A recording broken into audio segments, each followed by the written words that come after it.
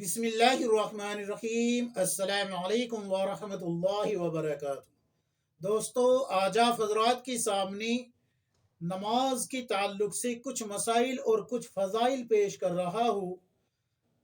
دیکھیے، امت کا اکثر حصہ نماز پڑھ رہا ہے۔ علماء تو تمام مسائل جانتے ہیں۔ علماء کے علاوہ عوام جو ہے، عوام میں کچھ ایسے لوگ ہیں جس کو نماز کے مفسدات کا علم نہیں ہے، نماز کے مکروہات کا علم نہیں ہے، یعنی کہ نماز کہاں فاسد ہو گئی، کہاں ٹوٹ گئی، اس کو پتہ نہیں ہے، اور وہ سمجھ رہا ہوتا ہے کہ میری نماز ہو گئی، یہ جو فرض تھا میرے ذمے یہ اتر گیا، وہ یہ سمجھ رہا ہوتا ہے، حالانکہ اس کی نماز ہوئی ہی نہیں ہوتی۔ ایک طبقہ تو یہ ہے۔ دوسرا طبقہ یہ ہے کہ نماز فاسد تو نہیں ہوئی، لیکن مکروہ تحریمی ہو گئی، اور مکروہ تحریمی کو لوٹانے کا حکم ہے، لوٹانا واجب ہے، واجب الیادہ ہے، اور ایک ہے مکروہ تنزیہی۔ تو اس مکروہ تنزیہی میں کیا حکم ہے کہ اس پہ ثواب نہیں ملتا۔ ایک قول تو یہ ہے کہ ثواب نہیں ملتا، دوسرا یہ ہے کہ ملتا ہے لیکن کم ملتا ہے۔ تو یہ تین باتیں میں آپ حضرات کے سامنے ہائی لائٹ کر رہا ہوں، سمجھا رہا ہوں۔ اس سے پہلے میں آپ کو آپ صلی اللہ علیہ وسلم کی دو حدیثوں کا خلاصہ پیش کرتا ہوں۔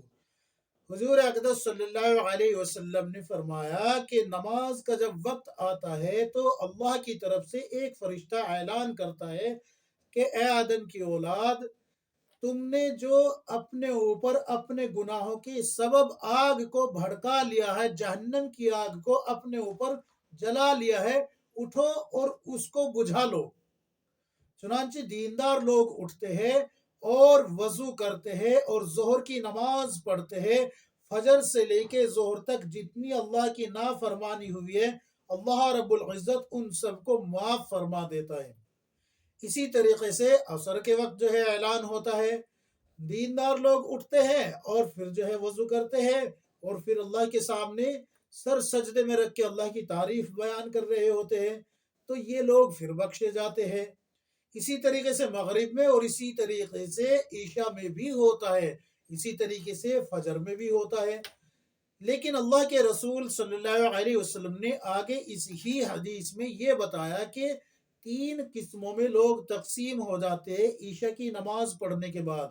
ایک تو یہ کہ جو عشاء کی نماز پڑھ کے اپنی ضروریات سے فارغ ہو گئے اور یہ آرام سے سو گئے، انہوں نے عشاء کی نماز پڑھنے کے بعد رات بھر نہ کچھ پایا اور نہ کچھ کھویا، ان کو جو ہے رات بھر نہ کچھ ملا نہ انہوں نے کچھ کھویا۔ ایک طبقہ وہ ہے جو عشاء کی نماز پڑھنے کے بعد اپنی تمام ضروریات سے فارغ ہو کے پھر سے اللہ کے سامنے آ کے کھڑا ہو جاتا ہے، ذکر اللہ میں لگ جاتا ہے، نماز میں لگ جاتا ہے، تلاوت قرآن میں لگ جاتا ہے، مراقبہ کر رہا ہوتا ہے، اپنا محاسبہ کر رہا ہوتا ہے، تہجد کی تیاری کر رہا ہوتا ہے، نوافل پڑھ رہا ہوتا ہے، تہجد پڑھ رہا ہوتا ہے، اپنی جو قضا نمازیں ہیں ان کو ادا کر رہا ہوتا ہے۔ تو اللہ کے رسول صلی اللہ علیہ وسلم نے فرمایا کہ یہ وہ ہے جن کو ساری رات عبادت کرنے کا ثواب ملے گا، اور یہ جو ہے یہ حضرات کامیاب ہے۔ تیسرا طبقہ وہ ہے جو عشاء کے بعد رات کو غنیمت سمجھتا ہے اور اس میں زنا کاری میں، بدکاری میں، فاحش کاری میں اور گناہوں میں ملوث ہو جاتا ہے، اور یہ ان لوگوں کے لیے یہ رات وبال بن جاتی ہے، اللہ کی پکڑ کا سبب بن جاتی ہے، اللہ کا عتاب آتا ہے، اللہ رب العزت پکڑتا ہے اور گناہوں پہ سزا دیتا ہے، دنیا میں بھی اور آخرت میں بھی۔ اگر یہ توبہ کر لے تو بات الگ ہے۔ تو ایک حدیث کا خلاصہ تو یہ ہو گیا۔ دوسرے حدیث کا خلاصہ یہ ہے کہ حضور اقدس صلی اللہ علیہ وسلم نے ارشاد فرمایا کہ حق تعالی شانہ نے فرمایا کہ رسول اللہ صلی اللہ علیہ وسلم کو فرمایا کہ میں نے آپ کی امت پہ 5 وقت کی نماز فرض کی ہے، جس نے ان کو یعنی کہ 5 وقت کی نماز کو ان کے وقت پہ ادا کیا تو اللہ رب العزت فرماتا ہے کہ میں نے یہ عہد کر رکھا ہے کہ اس کو جہنم میں نہیں ڈالوں گا بلکہ جنت اس کا ٹھکانہ ہوگی۔ اور جو 5 وقت کی نماز کا اہتمام نہیں کرتا تو اللہ رب العزت فرماتا ہے کہ میری کوئی ذمہ داری نہیں ہے، میں کوئی ذمہ داری نہیں لے رہا اس کی، روز قیامت اس کے ساتھ کیا ہوگا یہ خود بھگتے گا۔ تو یہ تو میں نے دو حدیث آپ حضرات کی خدمت میں پیش کی ہے، جن کا مفہوم آپ کو سمجھ میں آ جائے گا انشاءاللہ۔ اب میں آپ حضرات کے سامنے کچھ ایسے مسائل رکھ رہا ہوں جو کہ عورت کے لیے بھی ہے اور مرد کے لیے بھی ہے۔ عورت کے لیے جو جہاں ہوگے وہ آپ کی سمجھ میں خود بخود آ جائے گا، اور مرد کے لیے جہاں ہوگے وہ بھی آپ کی سمجھ میں خود بخود آ جائے گا۔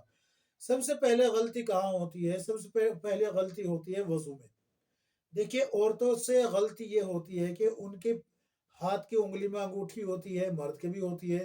تو اگر مرد اور عورت دونوں کے لیے یکساں حکم ہے، یہ ہاتھ کے تعلق سے بتا رہا ہوں پہلے، اگر انگوٹھی اتنی تنگ ہے کہ اس کے نیچے پانی نہیں پہنچ رہا تو آپ کا وضو نہیں ہوا۔ اگر عورت نے نیل پالش لگا رکھی ہے، یا پھر جو ہے اب آرٹیفیشل ناخن لگا رکھے ہے، یا کوئی ایسی مہندی لگی ہوئی ہے یا رنگ لگا ہوا ہے جو کہ اسکن کے نیچے تک پانی نہیں پہنچنے دیتا، تو بھی نہ وضو ہوگا اور نہ غسل ہوگا جب تک کہ ان چیزوں کو چھڑا نہیں لیتے۔ یاد رکھے ایسی پرت والی مہندی جس کے نیچے پانی نہ پہنچتا ہو۔ تو دو غلطی ہوگی۔ تیسری غلطی یہ جو کونی کا حصہ ہے، یہ جو ہڈی ہے، یہاں اللہ رب العزت کے ایک قدرت ایسی ہے، اللہ تبارک و تعالیٰ نے ایسی قدرت ظاہر کی ہے کہ یہ اسکن جو ہے لوز بھی ہے اور یہاں سلوٹیں بھی ہے۔ تو سلوٹیں ہونے کی وجہ سے ان سلوٹوں میں پانی نہیں پہنچ پاتا کئی مرتبہ، اور خواتین کا چونکہ آستین جو ہوتی ہے وہ ٹائٹ ہوتی ہے، تو اس کا یہ کونی کی ہڈی دھلتی ہی نہیں۔ تو ظاہر سی بات ہے جب یہ ہڈی نہیں دھلی تو وضو بھی نہیں ہوا، اور اگر دھلی تو صحیح لیکن وہ جو دراریں ہیں، جو لکیریں ہیں، اگر ان میں پانی نہیں پہنچا تو ابھی وضو نہیں ہوا۔ اسی لیے شریعت کا حکم یہ ہے کہ دونوں ہاتھوں کو کونیوں کے سمیت دھونا، کونیوں سے اوپر تک دھونا۔ تو اگر اس طریقے سے نہیں دھلے اور یہ حصہ سوکھا رہ گیا تو وضو نہیں ہوا، اور وضو نہیں ہوا تو نماز نہیں ہوئی۔ تو یہ تو عورت اور مرد دونوں کے لیے ہو گیا۔ اب عورت کے لیے چہرے کے تعلق سے بتا رہا ہوں۔ عورت کے جو ناک میں نوز رنگ ہوتی ہے، نوز پن ہوتی ہے، اس کے نیچے اگر پانی نہیں پہنچا تو بھی اس کا وضو نہیں ہوا۔ یاد رکھیں میں نے کیا کہا ہے، نوز رنگ کے نیچے اگر پانی نہیں پہنچا تو اس کا وضو نہیں ہوا۔ مرد کے لیے یہ حکم ہے کہ داڑھی کے نیچے اگر اسکن میں پانی نہیں پہنچا، ہلکی داڑھی ہے اسکن میں پانی نہیں پہنچا تو بھی وضو نہیں ہوا۔ لیکن اگر اتنی گنجان اور اتنی ہیوی داڑھی ہے، اتنی گھنی ہے کہ پانی پہنچانا ہی مشکل ہے، تو اپنی طرف سے جہاں آپ کو اطمینان ہو جائے کہ پانی پہنچ گیا ہوگا تو پھر آپ کا وضو ہو جائے گا۔ البتہ داڑھی کے سیرے جو ہے یہ سوکھے رہ جائے تو یہ اسکن میں نہیں ہے، لیکن یہ جو اسکن ہے نا، اس کو دھونا ضروری ہے، یہ الگ مسئلہ ہے، یہ میں یہاں پر نہیں چھیڑ رہا۔ اسی طریقے سے مرد کے لیے حلق ہے۔ کئی دفعہ جو ہے نا، کئی مردوں کو داڑھی ہوتی ہے، سینے کے بال اور حلق کے بال دونوں ایک جگہ جمع ہو جاتے ہیں، یعنی کہ اتنی دور تک آئے ہوئے ہوتے ہیں۔ تو حلق کی یہ جو ہڈی ہے، اس کے اوپر کا حصہ، یہ پوری گردن یہاں سے لے کے یہاں تک دھونا ضروری ہے، یہ پورا چہرہ۔ تو اگر اس میں کہیں سے سوکھا رہ جاتا ہے تو وضو نہیں ہوا۔ یہ غفلت مردوں میں پائی جاتی ہے، عورتوں میں نوز رنگ کے تعلق سے پائی جاتی ہے اور مردوں میں یہاں کے تعلق سے پائی جاتی ہے۔ تو دو ہو گئے۔ تیسرا مسئلہ ہے سر کا مسح۔ سر کے مسح میں بھی انسان کیا غلطی کرتا ہے، سن لیجئے۔ دیکھیے میں نے شروع میں بتایا ہے کہ یا تو نماز نہیں ہوگی، یا پھر مکروہ تحریمی ہوگی، یا مکروہ تنزیہی۔ تو اگر آپ نے سنت کے خلاف مسح کیا، مردوں کے لیے بھی ہے عورتوں کے لیے بھی، دونوں ہاتھوں سے پورے سر کا مسح کرنا یہ سنت ہے۔ 1/4 سر کا مسح کرنا یہ فرض ہے، اس سے فرض ادا ہو جائے گا۔ لیکن اگر سنت چھوٹ گئی تو سنت کے چھوٹنے کی وجہ سے وضو مکروہ ہو گیا، اور وضو مکروہ ہو گیا تو پھر ظاہر سی بات ہے نماز خود بخود مکروہ ہو جائے گی۔ تو سر کا مسح اچھے طریقے سے کرنا۔ کانوں کا مسح چھوڑ دیتے ہیں کئی لوگ، یوں ہاتھ پھیرا اور چل دیے۔ تو کانوں کا مسح کرنا یہ بھی سنت ہے۔ تو دو سنت چھوٹ گئی، ایک پورے سر کا مسح نہیں کیا، کانوں کا مسح نہیں کیا۔ گردن کا مسح مستحب ہے، تو اس کا دھیان رکھے۔ اچھا یہ ہو گئی۔ اس کے علاوہ اب چوتھی جو جگہ ہے وہ ہے ایڑی، ایڑی اور ٹخنا۔ کئی لوگ سامنے سے پیر دھو لیتے ہیں، گانٹھ دھل گئی، ایڑی ٹخنے کی اور ایڑی سوکھی رہ گئی، یا جو گانٹھ ہے اس پہ بھی جیسے کونی کی یہاں اسکن نرم ہے اور یہاں تھوڑی سی، تو اسی طریقے سے ٹخنے کی گانٹھ میں بھی اسکن تھوڑی بہت سے لوگوں کی نرم ہوتی ہے، تو اگر وہاں پانی نہیں پہنچا اور وہ لکیریں خشک ہے تو بھی آپ کا وضو نہیں ہوا۔ اچھے سے ذہن نشین کر لیجئے ان باتوں کو۔ ٹخنوں کے سمیت پیر دھونے کا اسی لیے حکم ہے، اور اللہ کے رسول صلی اللہ علیہ وسلم کی حدیث ہے کہ ایڑیوں کو رگڑ رگڑ کے صاف کرو، دھو ان کو رگڑ رگڑ کے۔ اب صحابہ اکرام کو حکم دیا جا رہا ہے، میری اور آپ کی تو اوقات کیا رہ گئی؟ تو اس لیے جو ہے وضو کا خاص دھیان رکھے۔ اچھا، دوسرا جو آتا ہے وہ لباس میں آتا ہے، اس میں جو ہے مرد اور عورت دونوں ہی شامل ہیں۔ مرد جو ہے یا تو اتنی اونچی ٹی شرٹ پہنتے ہیں اور جینس اتنی نیچے ہوتی ہے کہ جب رکوع میں جاتے ہیں یا ہاتھ اٹھاتے ہیں اللہ اکبر کے لیے یا رکوع میں جاتے ہیں تو سرین کھل جاتی ہے، پھر بیک سائڈ کھل جاتی ہے اور ٹی شرٹ جو ہے وہ اوپر اٹھ جاتی ہے، سطر کھل گیا، نماز ٹوٹ گئی۔ سطر کھل گیا، نماز کیا ہوئی؟ ٹوٹ گئی۔ کیوں؟ 3 مرتبہ سبحان اللہ سبحان ربی العظیم کہنے کے بقدر آپ کا سطر کھلا رہے گا اور آپ سمجھے گے کہ نماز ہو گئی، تو نماز ٹوٹ گئی، نماز ہوئی نہیں آپ کی، آپ کے ذمے پڑی ہوئی نماز ہے۔ اسی طریقے سے عورتوں کا یا تو دوپٹہ اتنا باریک ہوتا ہے کہ اس بال جو ہے نظر آ رہے ہوتے ہیں، یا پھر کلائی 1/4 کھلی ہوئی ہوتی ہے دوپٹے کے اندر کر رکھی، لیکن دوپٹہ باریک ہونے کی وجہ سے کلائی کی اسکن نظر آ رہی ہوتی ہے، یا سینہ چونکہ بڑے گلے پہن رہی ہے تو سینہ کھلا ہوا ہوتا ہے، یا پیٹھ کھلی ہوئی ہوتی ہے گلا بڑا ہونے کی وجہ سے۔ تو لباس کے تعلق سے یہ ایسے مسائل ہے جس پہ جو ہے مرد اور عورت دھیان نہیں دے رہے اور ان کی نماز فاسد ہو رہی ہے۔ اچھا، اس کے علاوہ جو تیسرا جو مسئلہ میں آپ حضرات کے سامنے پیش کر رہا ہوں وہ ہے قیام کے تعلق سے۔ دیکھیے قیام میں سب سے بڑی غلطی کیا ہوتی ہے کہ ہاتھ اٹھانے میں یہ پیچھے لے جاتے ہیں، جبکہ قبلے کی طرف رخ کرنے کا حکم ہے، ہاتھوں کی ہتھیلیاں قبلے کی طرف ہو تو پیچھے گئی تو نماز تو شروع ہو جائے گی اللہ اکبر کہہ کے، لیکن مکروہ ہوئی، سنت کے خلاف ہوئی۔ دوسرا یہ کہ پیر جو ہے قبلے کی طرف ہونے چاہیے لیکن کر رکھے کس طرف؟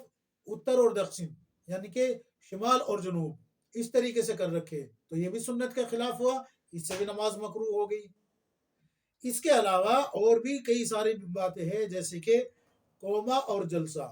آپ رکوع میں گئے قرات مکمل کر کے، قوما اور جلسہ اس کو جو ہے آپ نے اطمینان سے نہیں کیا تو آپ پہ سجدہ سہو واجب ہو گیا، واجب ترک ہو گیا، یاد رکھے واجب ترک ہو گیا، اور اگر آپ نے سجدہ سہو نہیں کرا تو نماز لوٹانی پڑے گی، یاد رکھے نماز لوٹانی پڑے گی۔